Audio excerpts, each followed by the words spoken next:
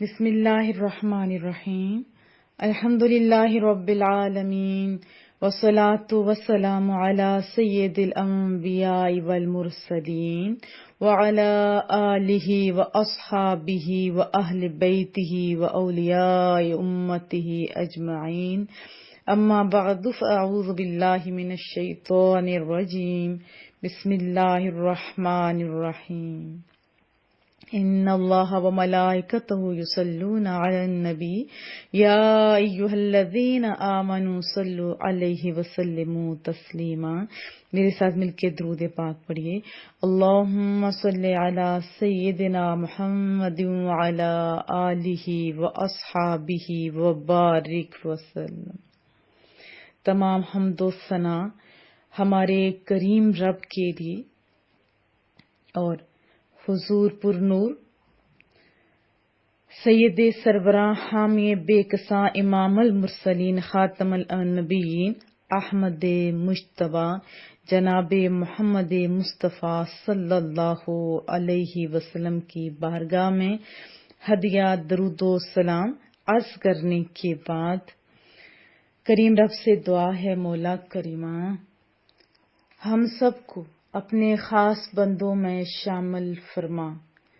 110 اور 111 آیت مبارکہ میں اللہ تعالیٰ نے حضرت عیسیٰ علیہ السلام پر اپنی نعمتیں بیان کی ہیں، یعنی روح القدس سے مدد کرنا، گہوارے میں لوگوں سے کلام کرنا، کتاب و حکمت یعنی تورات اور انجیل کی تعلیم، حضرت عیسیٰ علیہ السلام کے معجزات مثلا اذن الہی سے مٹی سے پرندہ بنانا اور پھر اس کے اندر جان ڈال دینا۔ زندگی اور موت اللہ کے ہاتھ میں ہے، لیکن اللہ کے اذن سے یہ پیارے لوگ بھی کر سکتے ہیں، یہ بھی اس سے ہمیں پتہ چلتا ہے۔ جیسے انبیاء کرام، حضرت عیسیٰ علیہ السلام کا تذکرہ ہے کہ وہ پرندہ بناتے، پھر اس میں جان ڈال دیتے، مادرزاد اندھے اور پس کے مریض شفا یاب کرتے اور پھر مردے کو زندہ کرتے۔ پھر رکوع 15 میں یا 15 میں مکارمی اخلاق کی یعنی اچھے اخلاق کی تعلیم دی گئی اور برے اخلاق سے بڑے ہی اچھے انداز میں، حکیمانہ انداز میں منع کر دیا گیا۔ ہم لوگوں کو بھی اچھے اخلاق کا مظاہرہ کرنا چاہیے اور برے اخلاق سے بچنا بھی چاہیے اور بچانا بھی چاہیے۔ اللہ تعالیٰ نے اس سورت کے آخری رکوع میں اپنے محبوب کو حکم دیا، قل ان صلاتی سے لے کے وَأَنَا أَوَّلُ الْمُسْلِمِينَ تک آپ پڑھیں۔ اس میں کتنا خوبصورت اعلان ہے۔ ان دونوں آیتوں کا ترجمہ بھی آپ بار بار پڑھیں اور غور کریں، آپ کا دل پھر پکار اٹھے گا، بخدا یہی حاصل اسلام ہے، یہی روح توحید ہے۔ حضرت ابن مسعود رضی اللہ تعالیٰ عنہ کا فرمان ہے کہ دو بھوکے کبھی سیر نہیں ہوتے، ایک علم کا رسیاں، دوسرا دنیا کا فریفتہ، لیکن وہ دونوں برابر بھی نہیں، کیونکہ طالب علم رضائے الہی میں اضافہ کرنا چاہتا ہے جیسے آپ ہیں، جبکہ طالب دنیا میں سرکشی آتی جاتی ہے، جیسے کہ فرمانے رب ذوالجلال ہے، سورہ فاطر کی آیت ہے 28 کہ اللہ سے اس کے بندوں میں وہی ڈرتے ہیں جو علم والے ہیں۔ پھر سورہ علق میں ہاں بے شک آدمی سرکشی کرتا ہے اس پر کہ اپنے آپ کو غنی سمجھتا ہے۔ حضرت انس بن مالک رضی اللہ تعالیٰ عنہ فرماتے ہیں کہ مصطفیٰ کریم صلی اللہ علیہ وسلم نے فرمایا کہ جو شخص جہنم سے آزاد لوگوں کو دیکھنا چاہتا ہو تو وہ طالب علموں کو دیکھے۔ قسم بخدا طالب علم کے اپنے استاد کے دروازے کی طرف ہر بڑھتے قدم کے ساتھ اور ہر بڑھتے حرف کے ساتھ 100 نیکیاں اور جنت کا ایک گھر لکھ دیا جاتا ہے۔ زمین پر محو خرام ہوتا ہے تو وہ اس کی مغفرت طلب کر رہی ہوتی ہے، یعنی زمین پر وہ چل رہا ہوتا ہے، لیکن کیا ہوتا ہے، اتنا بڑا اعزاز، زمین بھی مغفرت کی دعائیں کر رہی ہوتی ہے، ان کی صبح ان کی شام مغفرت میں ہی گزرتی ہے، فرشتے ان کے پاس حاضر ہوتے ہیں اور کہتے ہیں کہ یہ اللہ تعالیٰ کے جہنم سے آزاد شدہ بندے ہیں۔ حضرت ابن عباس رضی اللہ تعالی عنہما نے فرمایا کہ جب نبی پاک صلی اللہ علیہ وسلم کے اصحاب نجاشی کے پاس پہنچے، انہوں نے قرآن مجید پڑھا، ان کے علماء اور راہبوں نے قرآن مجید سنا تو حق کو پہچاننے کی وجہ سے ان کے آنسو بہنے لگے۔ اس کیفیت کو 7ویں پارے کی ابتدائی آیات میں بیان کیا گیا، اور جب وہ اس قرآن کو سنتے ہیں، کیسے وہ نصیبوں والے لوگ تھے کہ ان کی اس ادا کو ہم تک بھی آج رب ذوالجلال پہنچا رہا ہے، اور جب وہ اس قرآن پاک کو سنتے ہیں جو رسول کی طرف نازل کیا گیا تو حق کو پہچاننے کی وجہ سے آپ ان کی آنکھوں سے آنسوؤں کو بہتا ہوا دیکھتے ہیں۔ وہ کہتے ہیں، اے ہمارے رب، ہم ایمان لائے، تو ہمیں حق کی گواہی دینے والوں کے ساتھ لکھ لے۔ اس کے بعد ان کے لیے اجر آخرت اور دخول جنت کی نعمتوں کا تذکرہ ہے۔ ظاہر سمجھ آتی ہو تبھی تو آنسو اور جاری ہوتے ہیں۔ ایک واقعہ بھی سنا دیتی ہوں کہ ہمارے بزرگوں کے 2-3 لوگوں سے سیم واقعہ ہے کہ ان سے کسی نے کہا کہ باجی قرآن کریم تو سنتے ہیں لیکن آنسو نہیں آتے، تو انہوں نے جواباً فرمایا کہ اگر تمہیں آنسو نہیں آتے، ایک تو قرآن کریم کے حوالے سے ہے اور دوسرا یہ تھا کہ اللہ سے جب دعا مانگتے ہیں، دونوں میں یہ میں آپ کو مفہوم ان دونوں باتوں کا بھی بتا رہی ہوں، تو ان بزرگوں نے جواب دیا کہ اگر رونا نہیں آتا تو اپنی قسمت پر رویا کر کہ تیرا دل اتنا پتھر ہو چکا ہے۔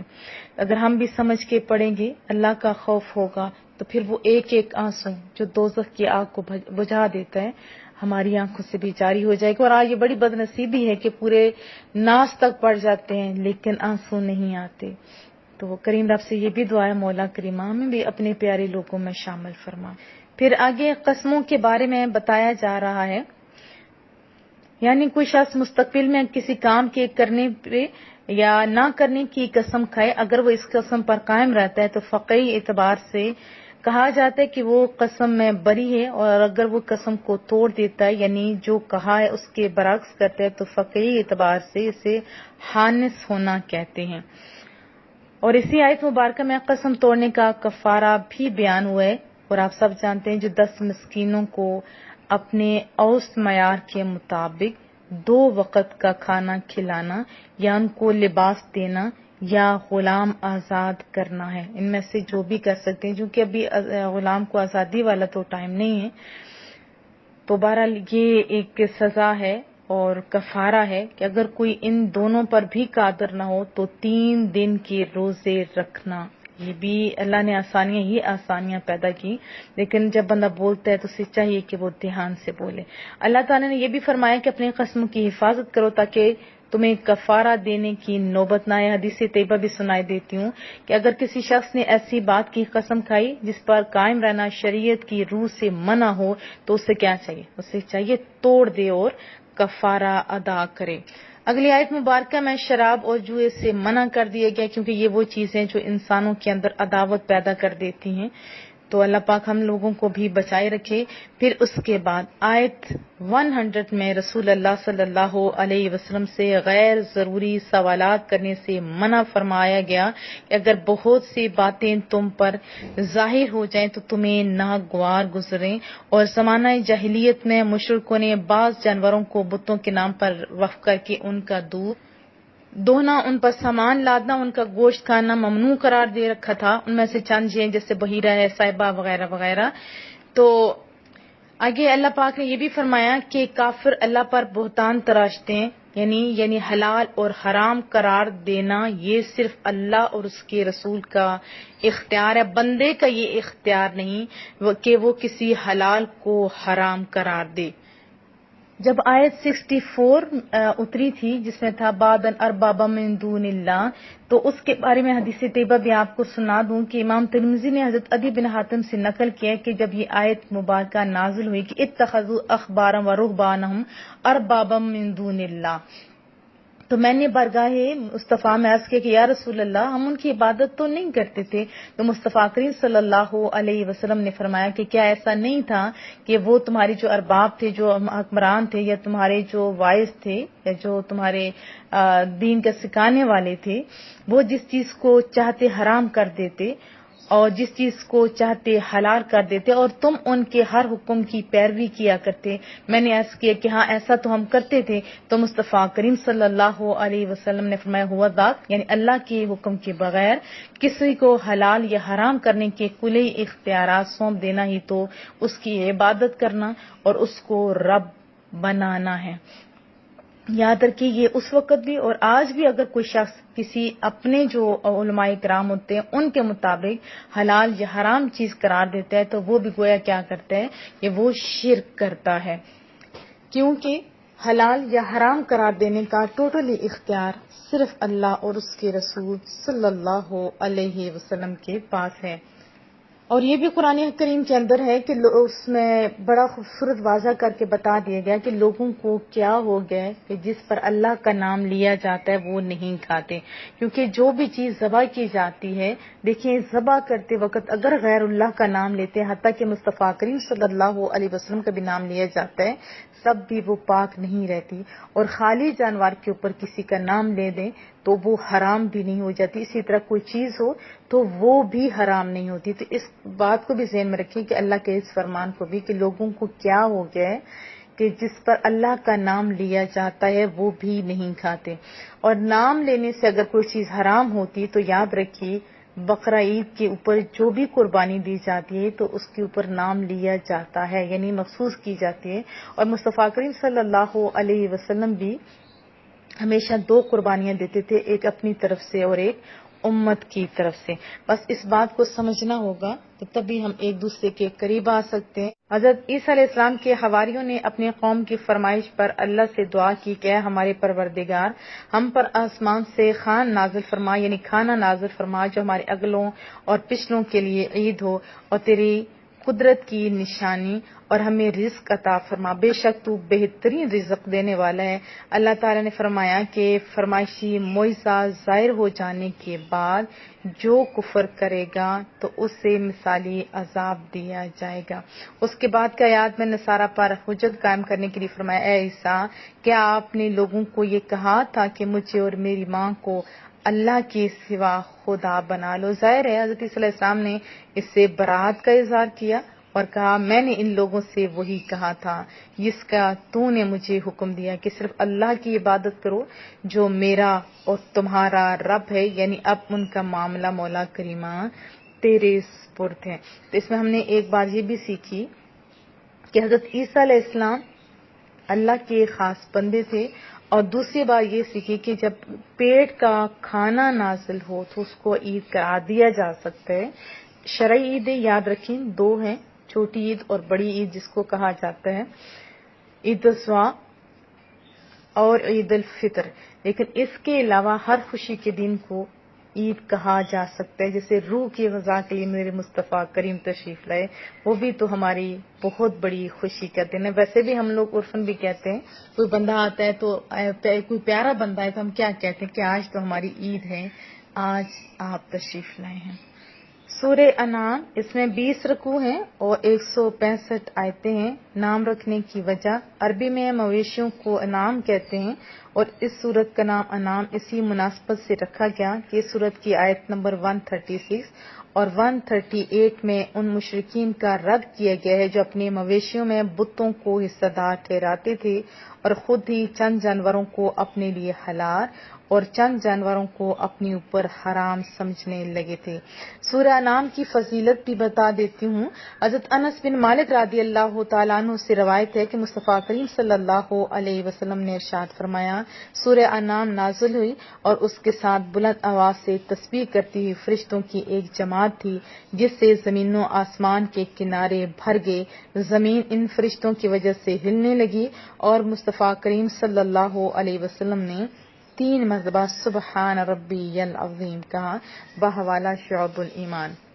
مدینہ طیبہ میں اسلام کو یہودیت اور عیسائیت سے واسطہ تھا، اس لیے مدنی صورتوں میں ان کے عقائد کی تردید، ان کے اطوار کا محاسبہ اور ان کی اصلاح پر زیادہ توجہ دی گئی. مکہ کی تمام تر آبادی مشرک اور بت پرست تھی اور وہ مٹی کی مورتیوں کے متعلق یہ عقیدہ رکھتے تھے کہ وہ الہ ہیں یعنی خدا ہیں، تو اس بے سروپا بات کے اظہار میں انہیں ذرا ڈر بھی نہیں تھا، بلکہ جب مصطفیٰ کریم صلی اللہ علیہ وسلم نے انہیں بتایا کہ یہ بے جان اور بے زبان مجسمے خدا نہیں، خدا تو وہ ذات والا صفات ہے جو زمین و آسمان کا خالق ہے، ہر چیز پر قادر ہے، اس کے علم سے کائنات کا کوئی ذرا بھی چھپا ہوا نہیں، تاریخ غار میں اندھیری رات میں ننھی سی چونٹی کے رینگنے کی آواز کو بھی سنتا ہے، تو یہ سن کر وہ حیران اور ششتر ہو گئے اور مارے حیرت سے کہہ اٹھے اجعل الآلہۃ الہا واحدا ان ھذا لشیء عجاب، یہ تو بڑی عجیب و غریب بات ہے۔ جب وہ ان کو خدا مانتے تھے تو ان کی عبادت بھی کرتے تھے،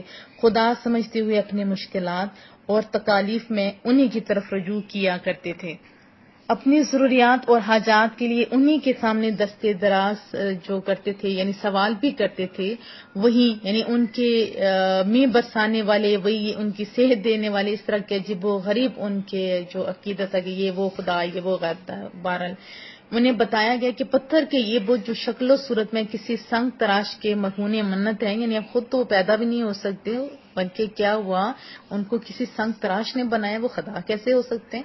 خدا تو وہ سونا رب ہے جس نے کن ہو جا فرمایا، تو یہ عالم رنگ و بو، یہ خوبصورت رنگ اپنی تمام دل آویزیوں اور عظمتوں کے ساتھ موجود ہو گیا، جس کا علم اتنا ہماگیر ہے اور ظاہر و باطن سب اس پر آیا ہیں، جس کے اختیارات بھی لمیٹڈ نہیں ہیں، ان لمیٹڈ ہیں، وہ جو چاہے جتنا چاہے جسے چاہے عطا فرما سکتا ہے، کوئی اعتراض نہیں کر سکتا، اور جو چاہے جس وقت چاہے جس سے چاہے چھین لے، کوئی دم نہیں مار سکتا۔ ساری کائنات نوری، ناری، آبی اور خاکی سب اس کی بلا استثناء اپنے وجود، اپنی بقا، اپنی نشوونما اور اپنے زندگی کے لیے ہر لمحہ اس کی نظر رحمت کی محتاج ہے، اور اس سے کسی کی حاجت نہیں۔ کیا بتایا؟ اس سے کسی کی حاجت نہیں۔ اور پھر اس کے اندر توحید کا بڑا یہ خوبصورت طریقے سے جیسے زمین و آسمان کی طرف اور ہر چیز کی طرف دیکھ کے سمجھایا گیا کہ ان کو چلانے والا کون ہے؟ سونا رب۔ پھر مشرکین کا جو رویہ تھا اسلام، قرآن اور صاحب قرآن سے، مشرکین کی مخالفت کسی سنجیدگی اور متانت پر مبنی نہیں تھی، اور نہ قرآنی دلائل کے جواب میں ان کے پاس کوئی ایسی قوی دلیل تھی جس سے وہ اپنے باطل عقائد کی حفاظت کر سکتے۔ ان کا سارا سرمایہ مذاق، تمسخر اور طرح طرح کی حجت بازیاں تھیں۔ فرشتے جو وحی لاتے ہیں وہ ہمیں نظر کیوں نہیں آتا؟ قرآن ایک مرتب کتاب کی صورت میں کیوں نازل نہیں ہوتی؟ ایسے عجیب و غریب ان کے سوالات ہیں۔ اس یتیم اور بے یار و مددگار کو رسالت اور نبوت کے لیے کیوں منتخب کیا گیا؟ اور سنو، موت کے بعد نئی زندگی کا چرچا ہو رہا ہے، اس طرح کیوں مذاق کرتے تھے؟ بھلا یہ بھی کوئی ماننے کی بات ہے؟ بس اس قسم کے ان کے اعتراضات تھے جنہیں وہ بڑی شد و مت سے پیش کیا کرتے تھے، اس کا رد پھر اسی آیت مبارکہ میں دیا گیا۔ پھر اللہ خود اپنے محبوب کو تسلی دے رہے، ایک طرف اتنی انتہائی خلوص، للہیت اور خیر اندیشی کے جذبات کے ساتھ نور حق کی طرف رہنمائی کی جا رہی ہے، دوسری طرف ضد اور ہٹ درمی کا مظاہرہ، یعنی ایک طرف تو مصطفیٰ کریم میں جو محبتوں کا اظہار کریں، جو دوزوں سے بچا رہے ہیں، اور دوسری طرف ضد اور ہٹ درمی ہے، اس سے ہادی برحق کا دل بہت رنجیدہ ہوتا۔ تو اللہ تعالیٰ اپنے محبوب کو بار بار تسلیاں دیتے ہیں کہ آپ کیوں رنجیدہ ہوتے ہیں؟ آپ سے پہلے بھی تو انبیاء آئے تھے، انہیں بھی تو ستایا گیا، انہیں بھی اذیتیں پہنچائی گئی، لیکن انہوں نے صبر کیا۔ یہی سنتے الہی ہے، آپ کو بھی صبر سے اس سرد موری اور دل آزاری کا سامنا کرنا ہوگا۔ حق و باطل کی آویزش، نور و ظلمت کی کشمکش کا سلسلہ جاری رہے گا۔ حضرت انس بن مالک رضی اللہ تعالیٰ عنہ فرماتے ہیں کہ مصطفیٰ کریم صلی اللہ علیہ وسلم نے فرمایا کہ جو شخص جہنم سے آزاد لوگوں کو دیکھنا چاہتا ہو تو وہ طالب علم کو دیکھے۔ آپ سارے تو طالب علم ہیں نا؟ قسم بخدا طالب علم کے اپنے استاد کے دروازے کی طرف ہر بڑھتے قدم کے ساتھ اور ہر پڑے حرف کے ساتھ 100 نیکیاں اور جنت کا ایک گھر لکھ دیا جاتا ہے۔ ہم ہیں نا خوش نصیب؟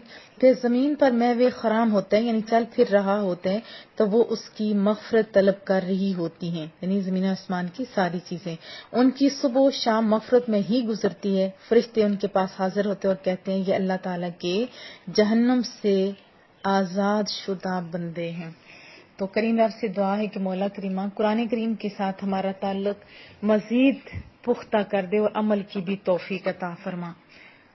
8ویں پارے کے مضامین سنتے ہیں۔ کفار رسول اللہ صلی اللہ علیہ وسلم سے طرح طرح کے مطالبے کرتے رہتے تھے کہ ہم اس وقت ایمان لائیں گے جب فرشتے ہمارے پاس اتر کر آئیں اور جو لوگ ہمارے مر چکے ہیں وہ زندہ ہو کر آئیں، یا جیسے آپ جنت اور آخرت کے بارے میں باتیں کرتے ہیں جو آپ ہمیں بتاتے ہیں، وہ یعنی وہ مردہ جو زندہ ہو کے آئیں گے وہ آپ کے ان دعووں کی تصدیق کریں۔ تو قرآن کریم نے بتایا کہ ان کی یہ ساری باتیں جہل پر مبنی ہیں، جہالت پر مبنی ہیں اور انکار حق کے لیے محض بہانہ بازی ہے، کیونکہ جو ماننا نہیں چاہ رہا ہوتا تو وہ کیا کرتے طرح طرح کے بہانے ہی بناتے۔ جیسے کسی کو کہیں کہ آؤ درس قرآن کریم کی طرف ہو تو کس طرح بہانے بنائے جاتے ہیں۔ تو اللہ پاک ہم لوگوں کو ہدایت دے۔ تو یہ تو بہرحال کفار کی بات ہے، اگر ہم مسلمان ہو کے بھی صحیح نہیں سنتے تو یہ زیادہ ہی تشویشناک بات ہے۔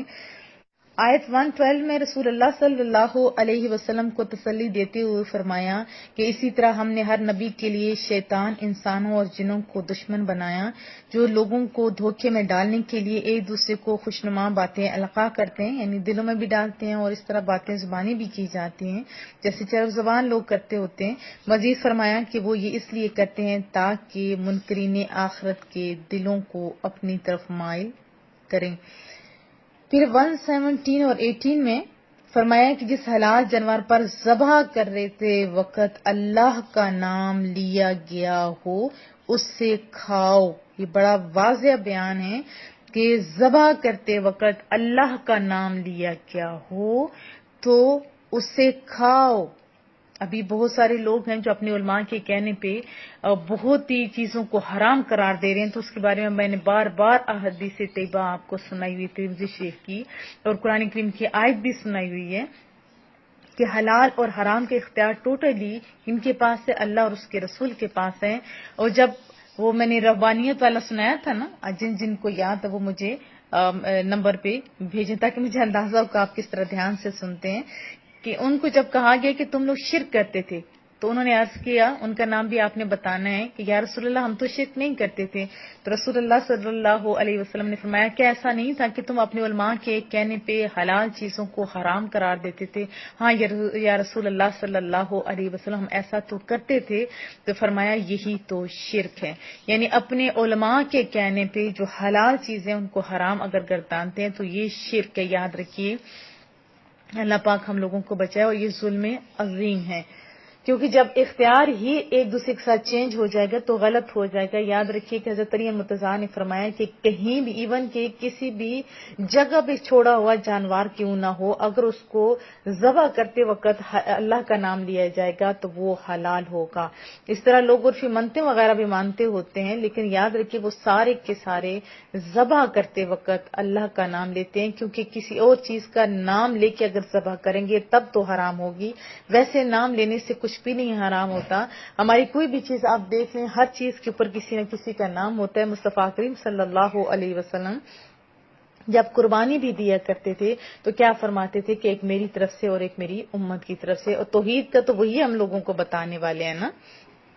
تو یہ اصول ہمیں بتایا گیا کہ بوقت ذبح جس چیز کے اوپر اللہ کا نام لیا گیا ہو اسے کھانا چاہیے، وہ حلال ہے۔ ہاں بوقت ذبح کسی اور چیز کا اگر نام لیا گیا ہو تو پھر اسے نہ کھاؤ۔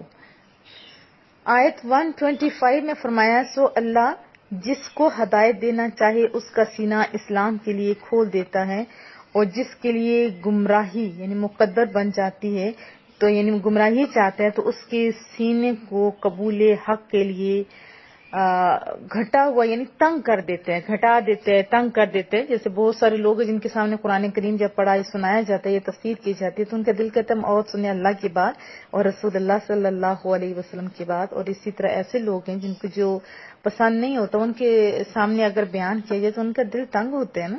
آپ بھی ذرا اپنا محاسبہ کیجیے، اور مجھے یہ یقین ہے کہ اہل ایمان کا سینہ اور آپ لوگوں کا سینہ خوشی سے پھولے نہ سماتا ہوگا جب آپ درس سنتے ہوں گے، قرآن کریم کی باتیں سنتے ہوں گے، اللہ اور اس کے رسول کی باتیں سنتے ہوں گے۔ آیت 141 سے لے کے 146 میں اللہ تعالیٰ نے پھلوں، کھیتوں اور جانوروں کے ذریعے عطا کی جانے والی نعمتوں کا بیان کر کے فرمایا کہ اللہ کی ان نعمتوں کو کھاؤ، کتنی پیاری چیز ہے، ان نعمتوں کو کھاؤ. اب ہر ایک نعمت کے اوپر ذرا دھیان تو دیں. ایپلز، مینگو اور کوئی بھی چیز آپ ایک چیز آپ اٹھائیں، اسی کی مختلف اقسام دیکھیں، ان کے استعمال کے مختلف طریقے دیکھیں، تو آپ کا دل چاہے گا کہ ہم اس بنانے والے کی تعریف بھی کریں اور اس کا شکر بھی ادا کریں. پھر فرمایا کہ اسراف نہ کرو اور شیطان کے نقش قدم پر نہ چلو. پھلوں اور کھیتوں کی پیداوار میں اللہ تعالیٰ کے حق یعنی عشر ہو یا نصف عشر کو ادا کرو. ہم اس سونے کے نام پہ دیتے ہوئے تو ذرا کتراتے ہیں، ہے نا ایسی بات. ہاں، اس کے لیتے ہوئے ہم لوگ ذرا مگن ہو جاتے ہیں. تو خوش نصیب لوگ وہ ہوتے ہیں جن کے رزق کو اللہ پسند بھی کر لیتا ہے. ایک تو حکم ہے نا کہ آپ عشر دو. یاد رکھیے کہ اللہ دیتا ہر کسی کو ہے، لیکن لیتا انہی سے ہے جن کا رزق اس سے پسند ہوتا ہے. پھر فرمایا کہ یہود کی سرکشی کی وجہ سے ناخن والے جانوروں اور گائے اور بکری کی چربی کو ان پر حرام کر دیا گیا تھا، انہوں نے اسے پگھلا دیا اور فروخت کر دیا. آیت 151 سے لے کے 160 میں اللہ تعالیٰ کے ساتھ کسی کو شریک نہ ٹھہرو، یہ حکم فرمایا کریم رب نے، اور ساتھ ہی فرمایا والدین کے ساتھ اس نے سلوک کرو. تنگ دستی کے خوف سے اولاد کو قتل نہ کرو، اور ظاہر اور چھپی یعنی ظاہری اور چھپی فحاشی سے اجتناب کرو. یہ ایک خاص پوائنٹ ہے، اس پہ بھی ذرا دھیان دیجیے کہ ابھی جو فحاشی ہے وہ بڑی آسان ہوگی. جیسے کسی کے پاس موبائل ہو، سامنے ہو، رضائی کے اندر ہو، کسی جگہ بھی ہو، تنہائی میں ہو، ایون کے بندوں کے اندر بیٹھ کے بھی گند وہ دیکھ سکتا ہے. تو اس کے اوپر ہم لوگوں کو دھیان دیکھنا ہوگا، اپنے بچوں پہ اور اپنا بھی. یہ یاد رکھیے، جب اللہ کا خوف اور یہ یقین، پتہ تو ہم لوگوں کو ہے کہ اللہ ہم لوگوں کو دیکھ رہے ہیں، جب یہ یقین پختہ ہو جائے گا تبھی ہم اس برائی سے بچ سکتے ہیں. اور ظاہر بھی جو وہ کرتے ہیں، برملا برائیاں کرتے ہیں، وہ تو بہت غلط کرتے ہیں. تو یہاں دونوں کو حکم دیا جا رہا ہے کہ نہ ہی ظاہری آپ کر سکتے ہو اور نہ ہی چھپ سے کر سکتے ہو. اسی طرح نہ قتل نہ کرو، یتیم کا مال ناجائز طریقے سے نہ کھو، اور پھر لین دین میں ناپ تول پورا کرو. اس کی طرف بھی خصوصی توجہ دینی ہوگی. پہلی امتوں پہ تو بڑے عذاب ہے، اللہ نے ہمیں بچایا ہوا ہے، تو ہمیں اس پہ بھی خصوصی طور پر دھیان دینا ہوگا. پھر فرمایا سب کے ساتھ انصاف کرو، اللہ سے کیے گئے عہد کی پاسداری کرو. اور یہ احکام دین اسلام کی تعلیمات کا خلاصہ ہیں اور لباب ہیں، اور باقی تمام شرعی احکام انہی پر منحصر ہے. اس لیے فرمایا کہ یہی سیدھا رستہ ہے، یہی سیدھا رستہ ہے. آیت 162 میں حقیقت ایمان اور مسلمان کی مقصد حیات کو بیان کرتے ہوئے سونا رب فرما رہا ہے. اور میں ساتھ ضمناً یہ بھی بتا دوں کہ بہت سارے لوگ کہتے ہیں ہماری زندگی کا کوئی مقصد نہیں، اور یہ بڑا غلط کرتے ہوتے ہیں. اللہ نے تو کوئی چیز اب بس پیدا ہی نہیں کی. تو اس کے لیے میں نے پورا درس دیا تھا، آپ ضرور سنیے. ادھر مقصد حیات کو بیان کرتے ہوئے کریم رب نے فرمایا کہ اے محبوب یعنی اے رسول اللہ صلی اللہ علیہ وسلم کہہ دیجئے کہ میری نماز، میری قربانی، میری زندگی، میری موت سب کچھ رب ذوالجلال کے لیے ہے، جس کے ساتھ کوئی دوسرا نہیں، یعنی دوسرا اس کا شریک نہیں. اور مجھے یہی حکم دیا گیا ہے. سب سے پہلے میں مسلمان ہوں. بہت محبتوں کی بولی ہے.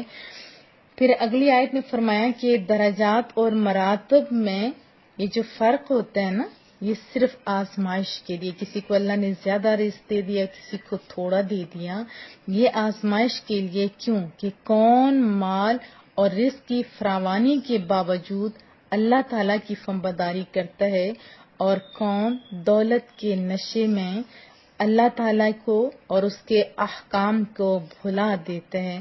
اللہ تعالیٰ جلد حساب لینے والا بھی ہے اور بخشش اور مغفرت فرمانے والا بھی ہے. سورہ اعراف، اس میں 206 آیتیں ہیں اور 24 رکوع ہیں. اعراف کا معنی ہوتا ہے بلند جگہ. اس سورت کی آیت نمبر 46 میں جنت اور دوزخ کے درمیان ایک جگہ یعنی اعراف کا ذکر ہے جو کہ بہت بلند ہے. اسی مناسبت سے اس سورت کا نام سورہ اعراف ہے. حضرت عائشہ صدیقہ رضی اللہ تعالی عنہ سے روایت ہے کہ مصطفیٰ کریم صلی اللہ علیہ وسلم نے ارشاد فرمایا، جس نے قرآن پاک کی پہلی 7 بڑی صورتوں کو حفظ کیا اور ان کی تلاوت کرتا رہا تو یہ اس کے لیے کثیر ثواب کا باعث ہے۔ بحوالہ مستدرک۔ ان 7 صورتوں میں سے ایک سورہ اعراف بھی ہے۔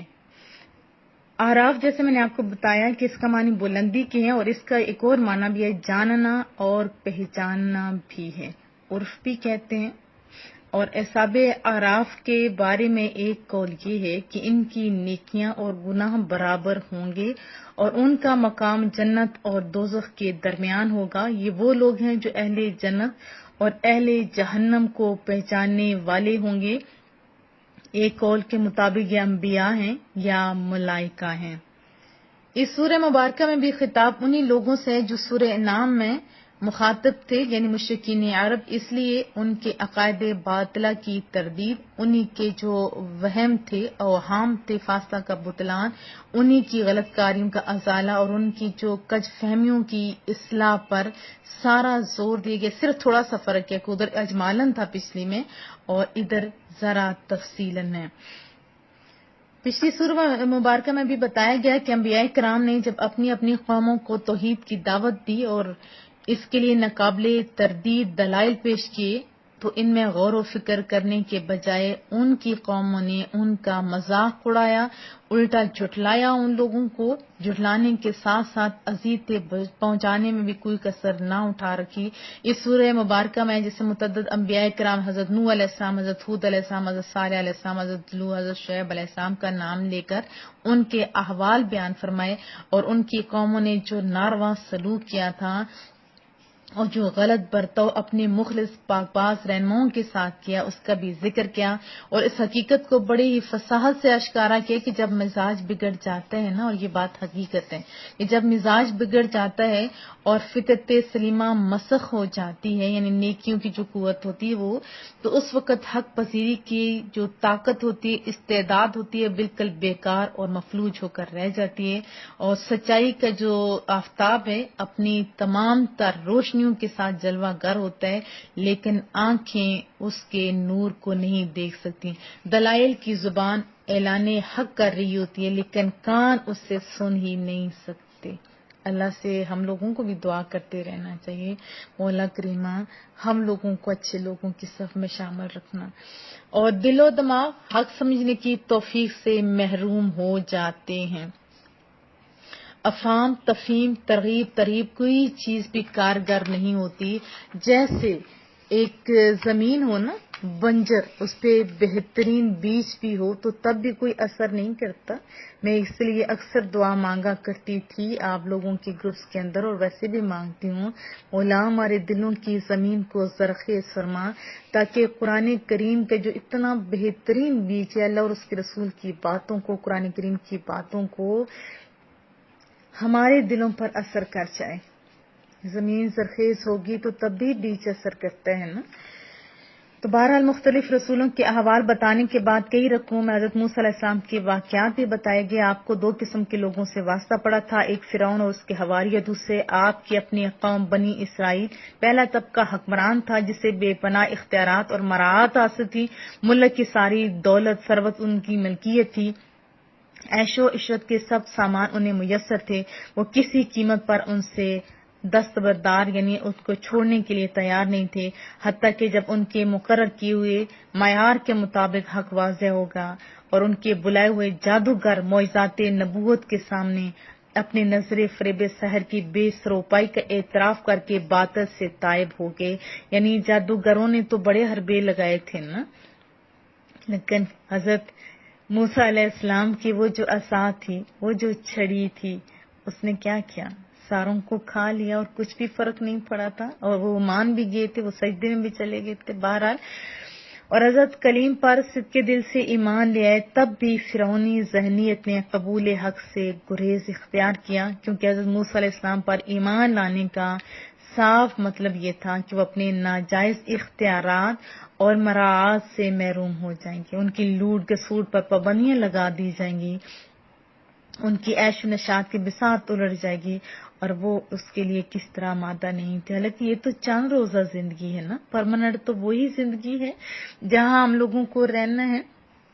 ہم لوگ جب بیرونی ممالک میں ہوتے ہیں تو وہاں چیزوں پہ ایسا نہیں ہوتا، جیسے گھر ہوتا ہے اس پہ زیادہ نہیں خرچ کرتے. کون سا ہم نے پرماننٹ ادھر رہنا ہے، ہم اپنے پاکستان میں کیوں نہ کریں، ایسے ہی ہوتے ہیں نا، یا جو جس ملک کا ہوتا ہے وہ اس میں ہی کرتا ہے.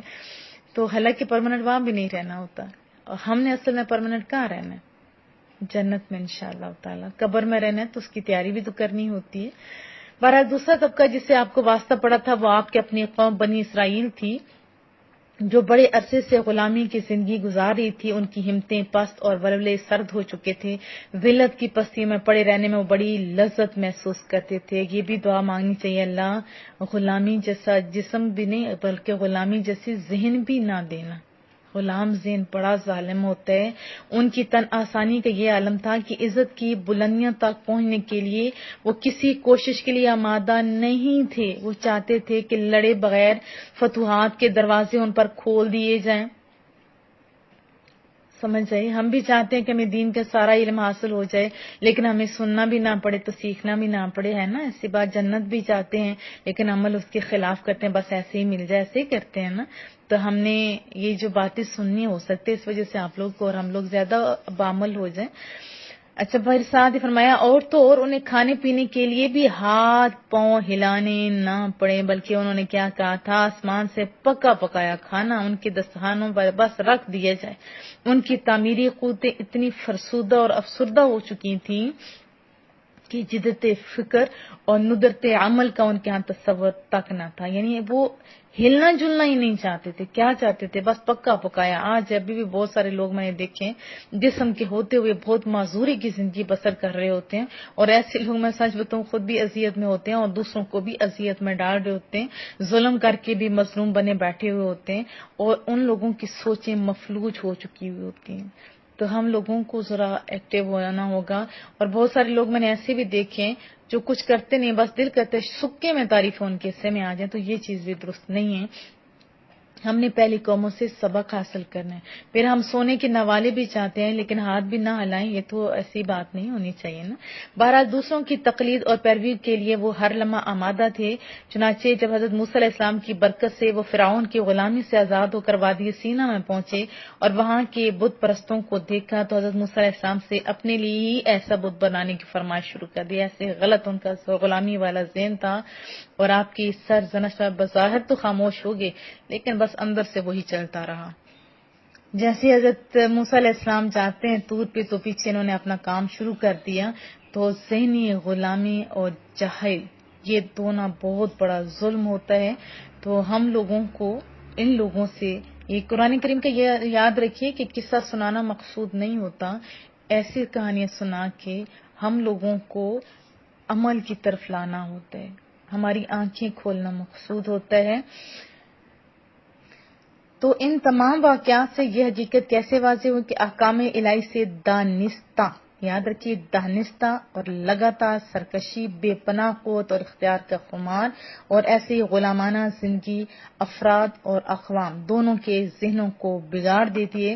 اور انبیاء کرام کی بعثت کا مقصد ہی یہ ہوتا ہے کہ ان بگڑی ہوئی ذہنیت کی اصلاح کی جائے.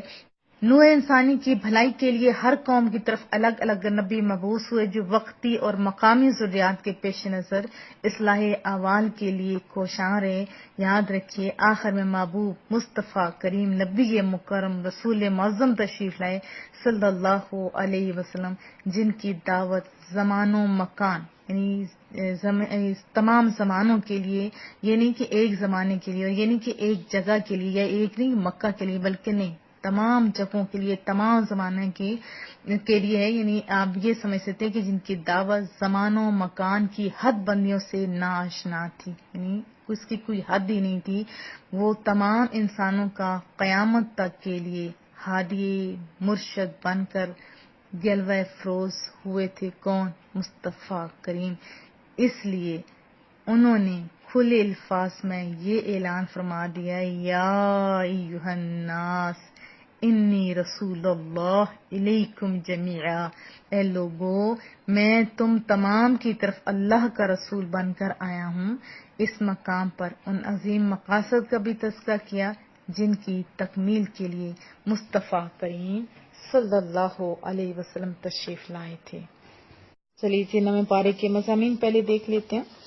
اس پارے کے شروع میں قوم شعیب کے سرکش سرداروں کی اس دھمکی کا تذکرہ ہے جو انہوں نے کہا تھا کہ اے شعیب ہمارے دین کی طرف پلٹ آؤ ورنہ ہم تمہیں اور تمہارے پیروکاروں کو جلا وطن کر دیں گے۔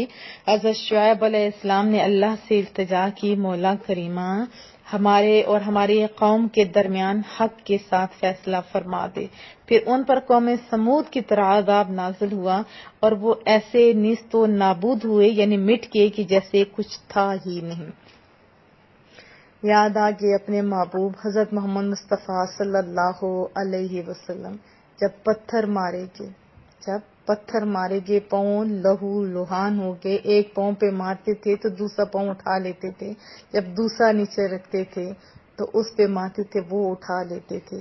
تو اس وقت فرشتہ بھی آیا کہ اگر آپ چاہیں تو ان دونوں پہاڑوں کو ملا دیں تاکہ یہ کچھ لے جائیں، اور ساتھ جو تھا اس نے بھی کہا تھا کہ آپ دعا کیجئے ان کے تباہ ہونے کی۔ دونوں صورت میں مفہوم سنا رہی ہوں، کیا اس کی مولا ان لوگوں کو ہدایت دیتے، یہ مجھے نہیں سمجھتے۔ اور پھر تاریخ نے بتایا بھی کہ ان کی نسلوں میں کیسے پیارے پیارے لوگ پیدا ہوئے۔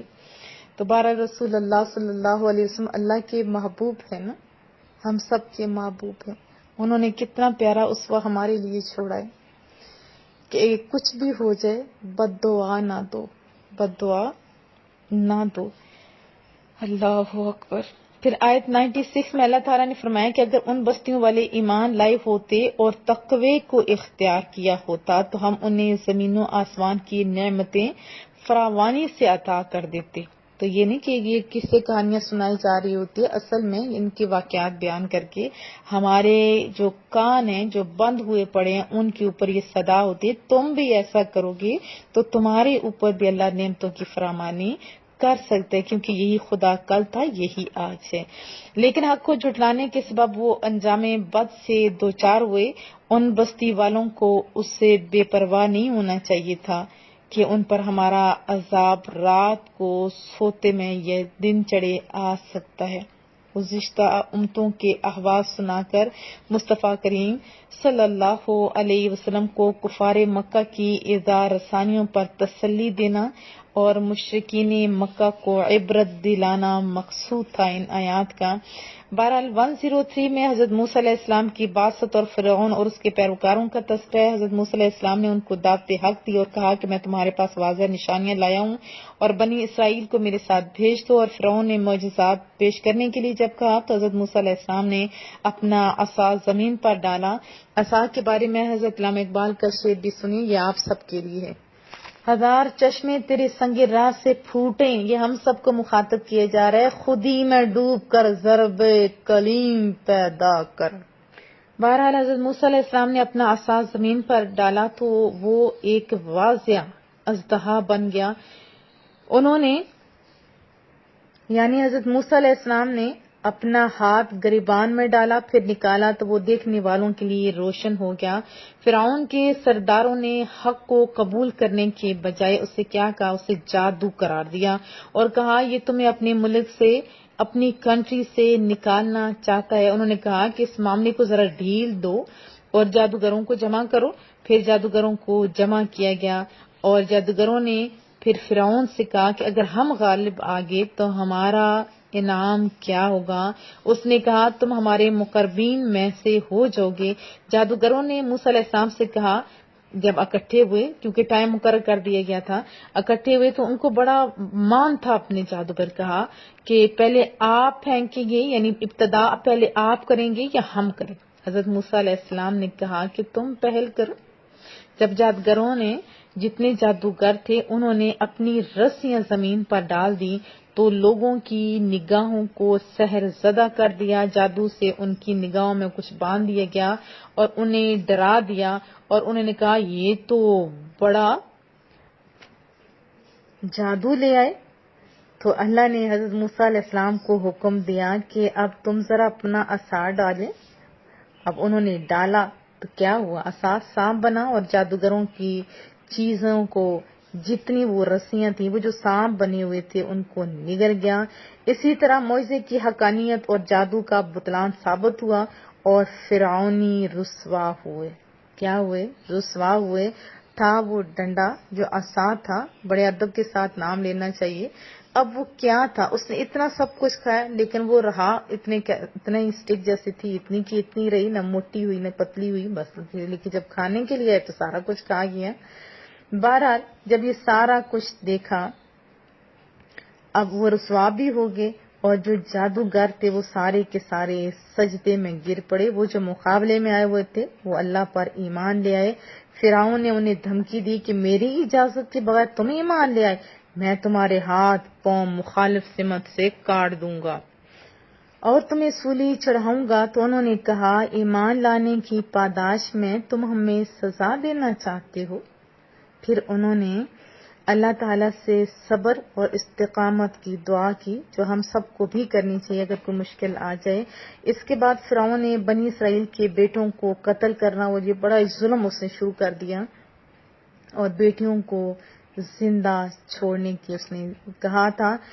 موسیٰ علیہ السلام نے قوم کو صبر کی تلقین کی اور کہا کہ نیک انجام اہل تقوی کے لیے. تو یہ آپ سب بھی یاد رکھیے کہ نیک انجام محض اہل تقوی کے لیے ہوتا ہے.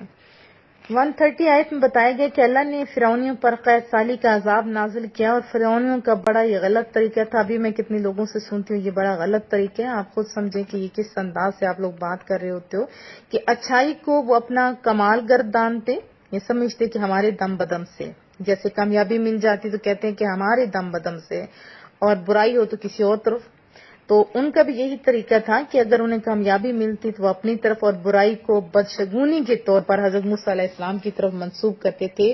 پھر ان پر ٹڈیوں کا اور جوؤں کا، مینڈکوں کا اور خون کا عذاب نازل ہوا. جب عذاب میں مبتلا ہوتے تو پھر موسیٰ علیہ السلام سے عرض کرتے آپ اللہ سے دعا کریں کہ ہم سے یہ عذاب ٹل جائے. اگر ایسا نہ ہوا تو ہم یعنی خراب ہو جائیں گے، اگر ایسا ہوتا ہے تو ہم آپ پر ایمان لے آئیں گے اور بنی اسرائیل کو بھی آزاد کر دیں گے. لیکن موسیٰ علیہ السلام کی دعا کے نتیجے میں عذاب ٹل جانے کے بعد بنی اسرائیل پھر وہی اپنی اس گندی روش پہ، وعدے پہ پھرنے والی اس پہ ہو جاتے.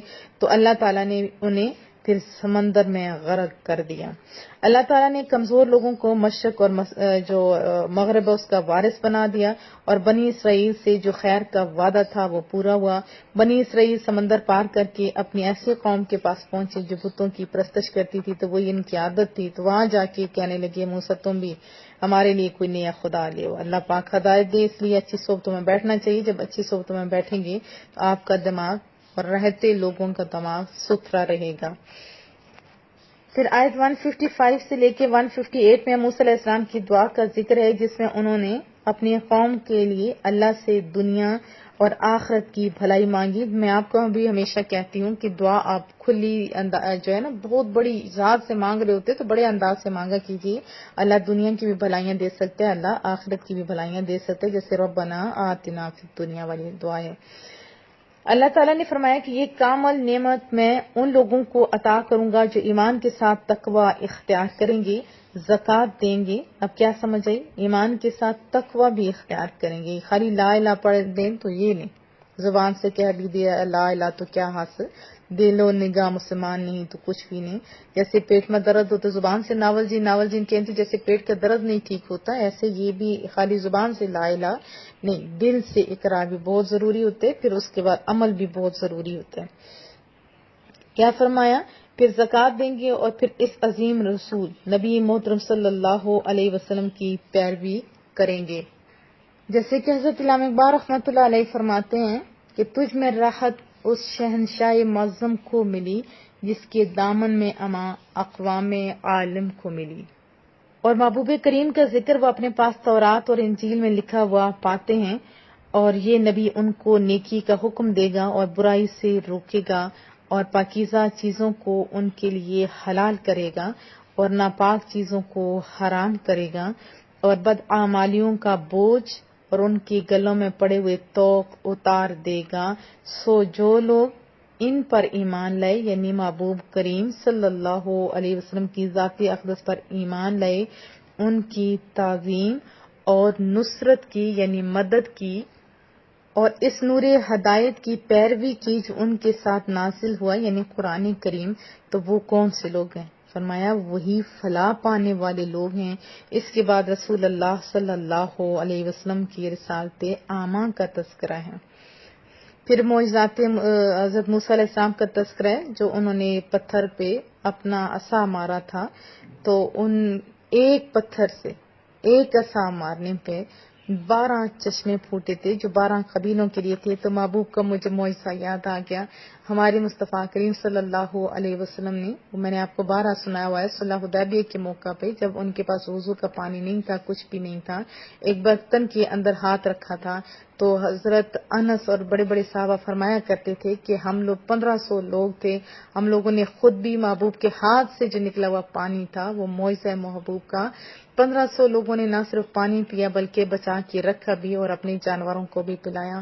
اور جب تابعین کو سنا رہے ہوتے تھے، خصوصی حضرت انس کا تذکرہ آتا ہے، وہ فرماتے تھے کہ اگر 1,00,000 بھی ہوتے تو پانی کم نہ ہوتا۔ یہ بڑے پیاری سے لوگ ہیں۔ پھر آیت 172 میں اللہ تعالیٰ نے بنی آدم کی ارواح کو جمع کیا۔ اب دیکھیں ہم سب نہیں تھے لیکن اللہ کی اپنی شان ہے، ارواح کو، تمام روحوں کو جمع کیا اور ان سے اپنی ربوبیت کا اقرار کروایا۔ اس اقرار کو، اس عہد کو کیا کہتے ہیں؟ عہد الست۔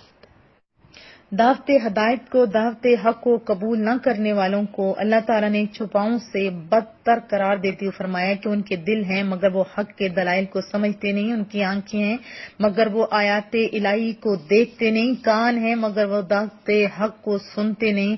اور پھر رسول اللہ صلی اللہ علیہ وسلم کو عیس و نیاز کی تعلیم دیتے ہوئے فرمایا، کہو میں اپنی ذات کے لیے خود سے کسی نفع اور نقصان کا مالک نہیں مگر جو اللہ چاہے، اور اگر میں اپنی ذات سے غیب کو جانتا تو میں از خود خیر کثیر جمع کر لیتا اور مجھے کوئی تکلیف نہ ہوتی، یعنی غیب کے علوم اور ساری نعمتیں رب ہی کی عطا سے ہیں، اور کبھی کوئی تکلیف پہنچے تو اس کی قضا اور قدر سے پہنچتی ہے۔ یہ بہت ہی پیاری آیت مبارکہ ہے۔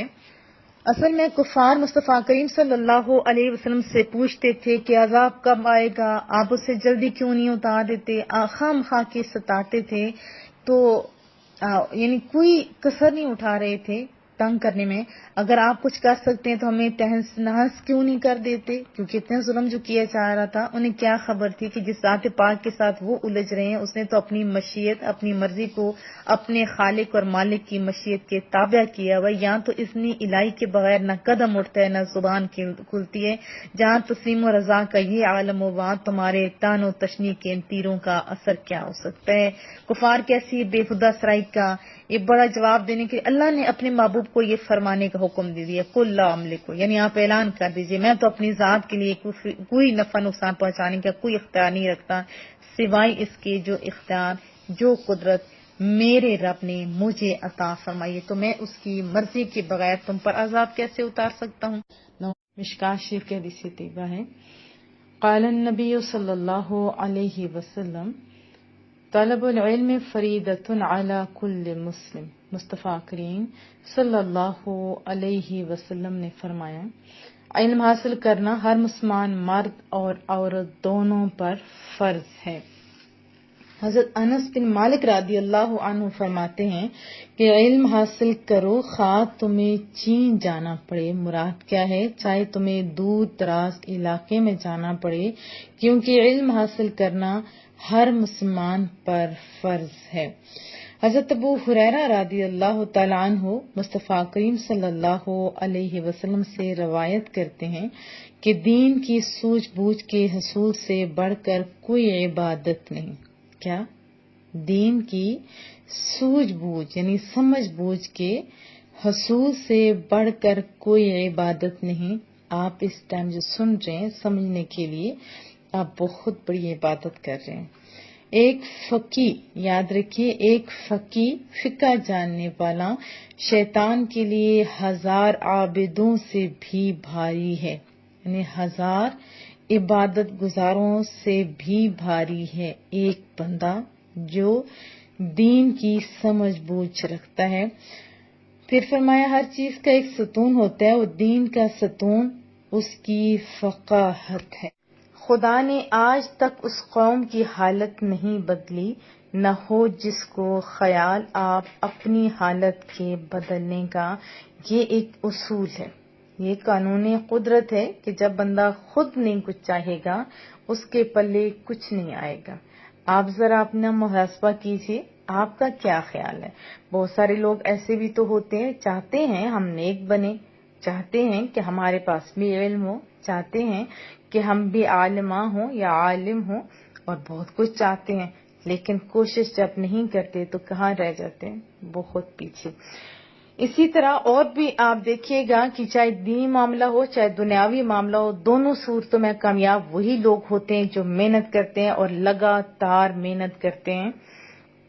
حضرت عمر کی بات بھی سنائی دیتی ہوں، کیونکہ ابھی جیسے لوگ میں دیکھتی ہوں زیادہ تر ایک چھوٹے سے موبائل نے ان کو بے وقوف بنایا ہوا ہوتا ہے، اور کبھی ڈی پیز پہ عجیب و غریب تصویریں بنانے کے لیے جو پتہ نہیں آج کل ایسے ایسے کیمرے آ گئے کہ عام سی عورت کو، عام سے مرد کو بڑا خاص کر کے دکھاتے ہیں، تو یہ سارا غلط طریقہ ہے۔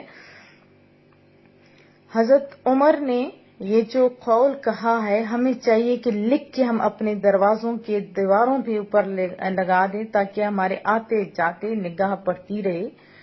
فرمایا کہ مومن وہ ہوتا ہے کہ جو یا دنیا بنا رہا ہوتا ہے یا آخرت بنا رہا ہوتا ہے، یعنی یا دنیا کی بہتری کے لیے کام کر رہا ہوتا ہے یا آخرت کی بہتری کے لیے۔ مسلمان اپنا ٹائم ضائع نہیں کرتا۔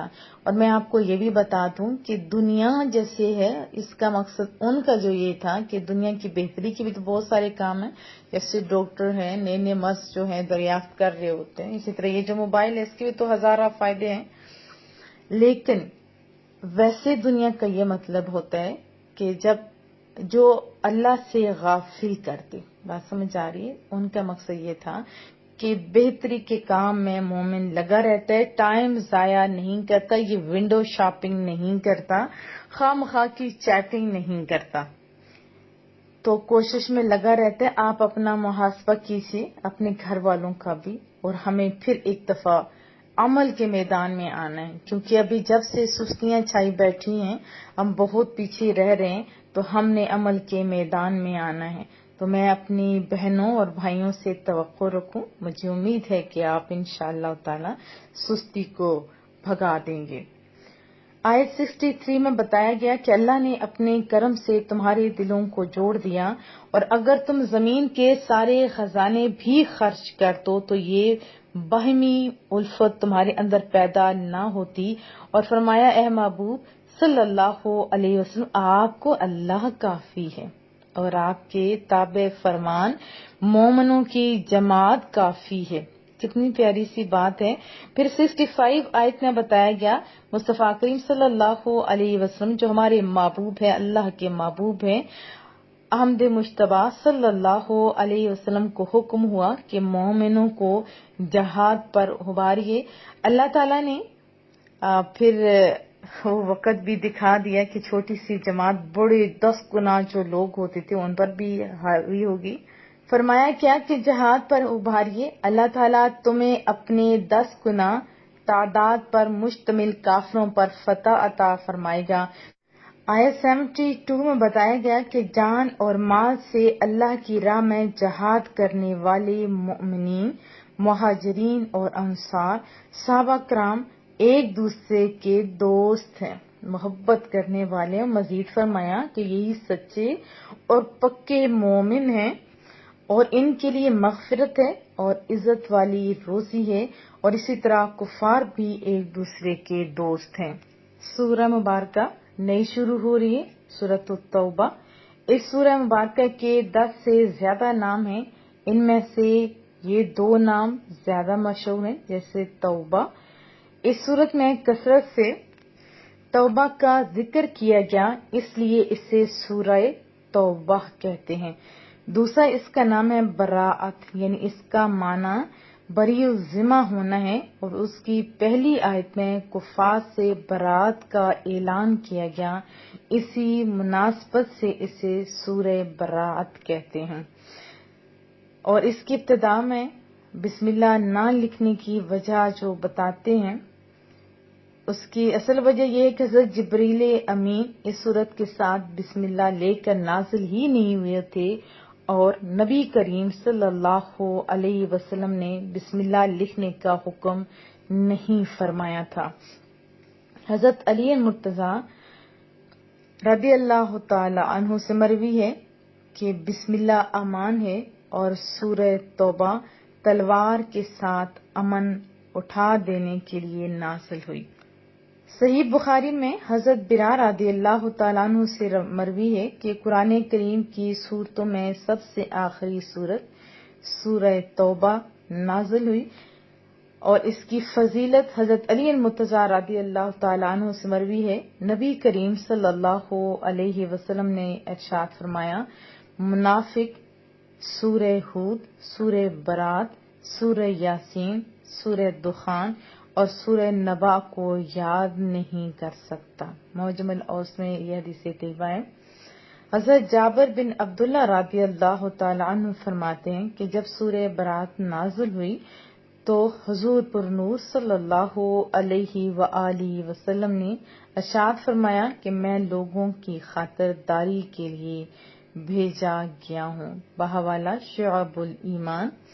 حضرت عطیہ ہمدانی رضی اللہ تعالی عنہ فرماتے ہیں کہ حضرت عمر فاروق رضی اللہ تعالی عنہ نے لکھا، تم خود سورہ برات سیکھو اور اپنی عورتوں کو سورہ نور سکھاؤ۔ مہاجرین اور انصار نے اپنے محبوب کے زیر سایہ بہت ہی اچھی تربیت حاصل کی، اور اس کا رزلٹ یہ نکلا کہ اسلام کا پرچم ہر طرف لہرانے لگا۔ پہلے تو یہی خیال تھا کہ یہ چند لوگ ہیں اور کوئی خاص توجہ بھی نہیں دیتا تھا، جیسے قیصر ایک بادشاہ تھا وہ بھی، اور اس کے علاوہ بھی یعنی روم کے بادشاہ اور دوسرے جتنے لوگ تھے بڑے بڑے، ان کے نزدیک کوئی خاص اہمیت نہیں رکھتے تھے کہ چند ایک لوگ ہیں بس ختم ہو جائیں گے۔ لیکن ایک وقت یہ بھی آیا کہ ان لوگوں کا آمنے سامنے ہوا۔ رسول اللہ صلی اللہ علیہ وسلم نے بہت سارے بادشاہوں کو اسلام کی دعوت دی تھی، جن میں سے بصرہ کے حاکم شرجیل کی طرف بھی دعوت نامہ گیا تھا۔ اس بد نصیب نے الٹا قتل کر دیا جو ان کے پاس گیا ہوا تھا۔ اس کے علاوہ ذات طلحہ کے باشندے مدینہ طیبہ سے 15 مسلمانوں کو اپنے ساتھ اس غرض سے لے آئے کہ وہ انہیں دین اسلام سکھائیں گے، لیکن ان بد نصیبوں نے غداری کی اور مسلمانوں کو یعنی سوائے ایک کے سب کو شہید کر دیا۔ رسول اللہ صلی اللہ علیہ وسلم نے ان شہداء کا انتقام لینے کے لیے 3000 کی تعداد تھی، جن میں حضرت زید بن حارثہ کے سے جو سپہ سالار تھے ان کی قیادت میں 3000 کی جو لشکر تھا وہ روانہ کیا، اور اس کے طرف دیکھیے شرجیل کی طرف اس نے 1,00,000 فوج مقابلے کے لیے لے کے آیا، اور ہر کل کا بھائی تھیوڈر بھی 1,00,000 کا لشکر لے کر ان کی امداد کو آیا۔ اب 3000 مجاہدین کے سامنے 2,00,000 فوجی صفا باندھ کے کھڑے تھے۔ آپ خود ذرا سوچئے، اور کہاں تھے مسلمان ٹلنے والے۔ آخر میں اپنے رب ذوالجلال سے ہاتھ اٹھا کے دعا مانگ لیتے ہیں، ربنا تقبل منا انک انت السمیع العلیم، ربنا واجعلنا مسلمین لک ومن ذریتنا امۃ مسلمۃ لک وارنا مناسکنا وتب علینا انک انت التواب الرحیم، ربنا لیقیموا الصلاة فاجعل افئدة من الناس تهوی الیہم وارزقہم من الثمرات لعلہم یشکرون، ربنا لا تؤاخذنا ان نسینا او اخطانا ربنا ولا تحمل علينا إصرا كما حملته على الذين من قبلنا ربنا لا تؤاخذنا إن نسينا أو أخطأنا ربنا ولا تحمل علينا إصرا كما حملته على الذين من قبلنا ربنا ولا تحملنا ما لا طاقة لنا به ربنا ولا تحملنا ما لا طاقة لنا به واعف عنا واعف عنا واعف عنا واغفر لنا واغفر لنا واغفر لنا وارحمنا وارحمنا وارحمنا أنت مولانا فانصرنا على القوم الكافرين ربنا ظلمنا أنفسنا وإن لم تغفر لنا وترحمنا لنكونن من الخاسرين ربنا آتنا في الدنيا حسنة وفي الآخرة حسنة وقنا عذاب النار ربنا تقبل منا إنك أنت السميع العليم۔